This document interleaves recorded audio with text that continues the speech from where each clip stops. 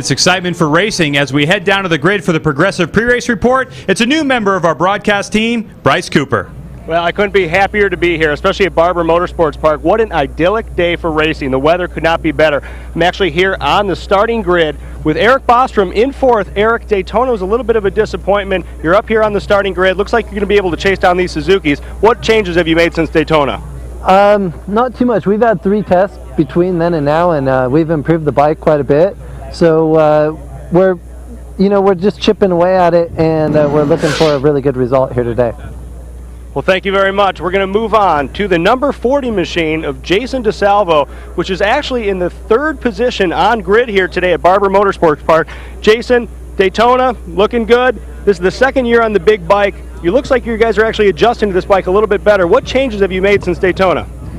Tell you what, Brice, we really haven't changed that much. We've been rolling, we rolled a couple tests here since Daytona, and things are pretty much very similar to how we left there. So our setup's quite strong, and I'm looking forward to putting the YZF R1 Yamaha up on the box again today.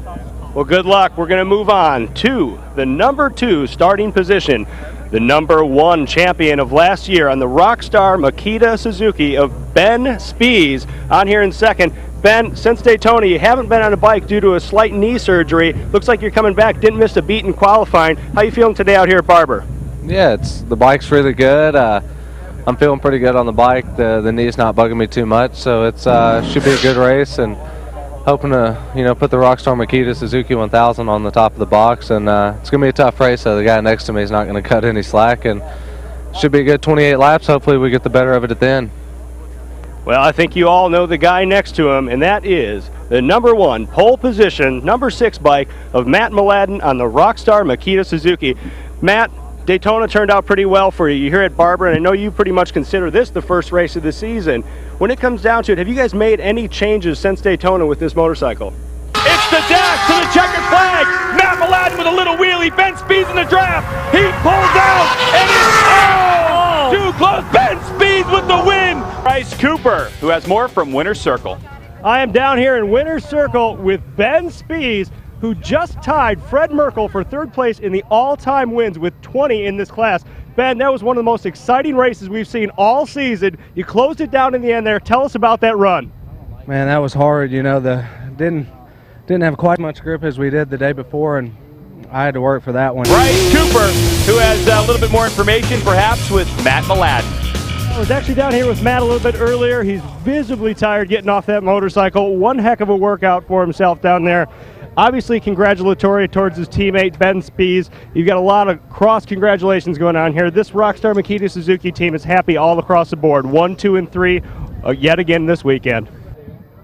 I am down here in Victory Lane with 3rd place Tommy Hayden on this Rockstar Makita Suzuki. Tommy, this is starting to look like a trend, man. Suzuki dominating all weekend.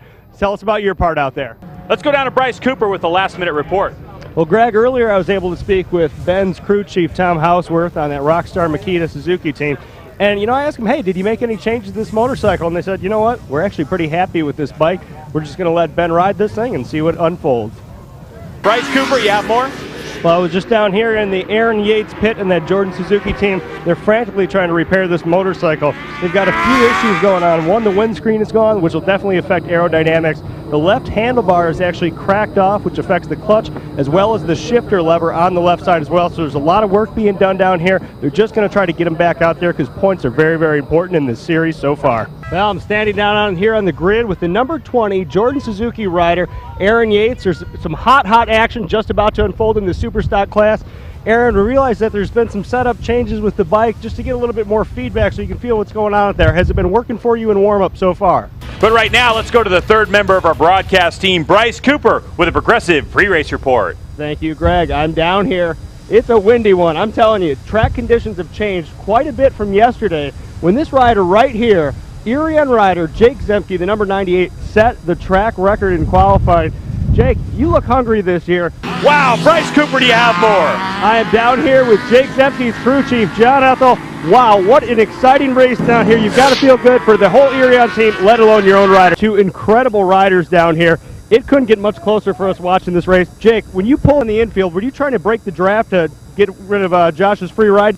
Well, if I was all the way on the white line, I knew there was only one way he could go, so Josh, this was an incredible ride, not only for Jake, but obviously yourself, coming off of this stuff. You are looking incredible out there. Every time we're watching you ride, it gets more exciting for the fans. Tell us how it was going through your mind out there. Well, that's what we are. We're show-offs. I'm down here with factory Yamaha rider Jason DeSalvo. Put it on the box today, second position. You had a rough year last year. It looks like you finally made the transition to Superbike. It's got to feel great. Josh Herron on the Graves Yamaha. Josh, that was one heck of a race down there, all the way to the end. You and your teammate, talk about team order. Definitely no team order down there. You guys were scrapping it out for the lead all the time. Tell me about that pass.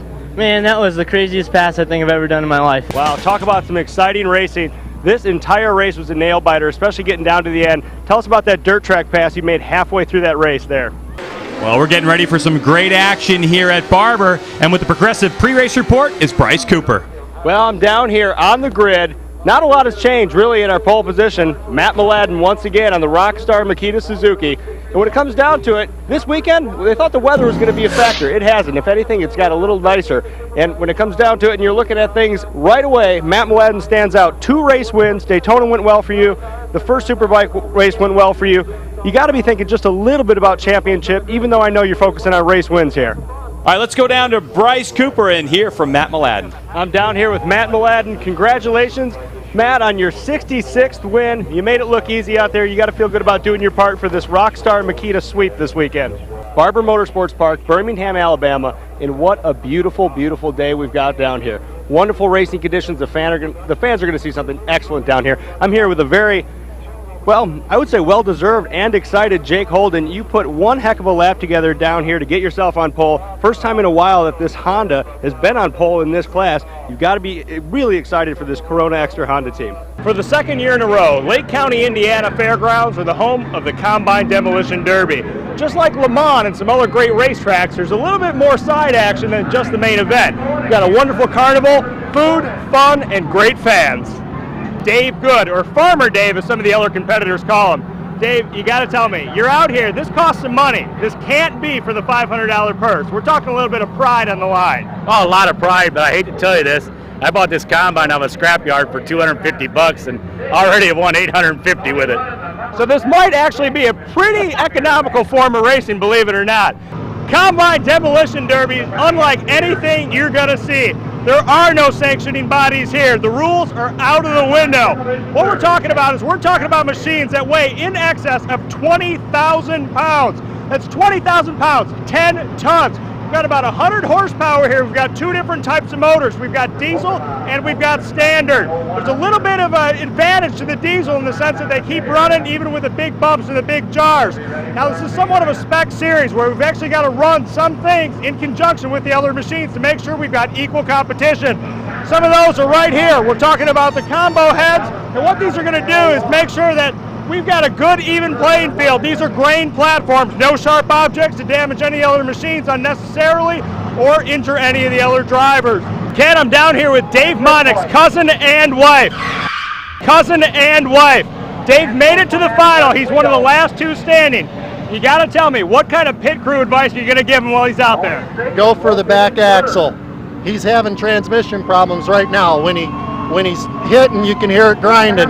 Dave's got to protect his front end and just go to the back. If you ask me, I think Dave better cover his rear end. Yes, that's right. Barber Motorsports Park with a beautiful weekend for Superbike racing action. But one rider that we didn't hear from was the number 95 Kawasaki of Roger Lee Hayden, due to the fact that he was involved in a horrific crash during practice. Roger Lee was escorted to the hospital, may have to have surgery on his hand. Took a lot of skin off, may have some tendon damage, may actually have to have surgery here. But we'll update you as we have knowledge on this, so tune in next weekend for AMA Superbike coverage from Fontana. Well, congratulations to all the riders who competed here this weekend at Auto Club Speedway. It was a great show. For Freddie Spencer and Brice Cooper, I'm Greg White. Thanks so much for joining us here on Speed. We'll see you next time.